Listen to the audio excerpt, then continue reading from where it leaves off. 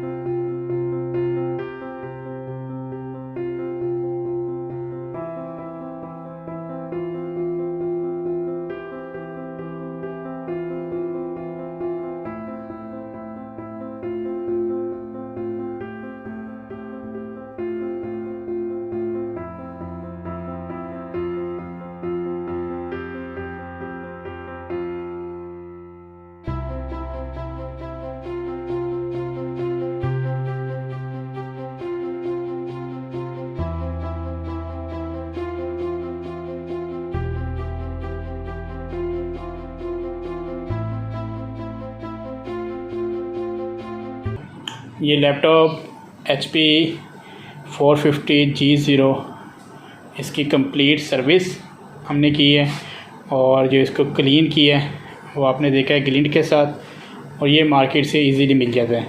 ठीक है, किसी भी नाम से होगा, ये भी LED स्क्रीन क्लीनर के नाम से है, और ये आप जो है मार्केट से लेके इसको क्लीन कर सकते हैं, स्क्रीन या वैसे। यहाँ पे पहले काफ़ी दाग वगैरह थे, वो सारे ख़त्म हो गए हैं। तो वीडियो हमारी पसंद आए तो वीडियो को लाइक और चैनल को सब्सक्राइब कर दें, बेल आइकन को प्रेस कर दें ताकि मेरे आने वाली हर वीडियो का नोटिफिकेशन ये आपको बर वक्त मिलता रहे। अपनी दुआओं में याद रखिएगा।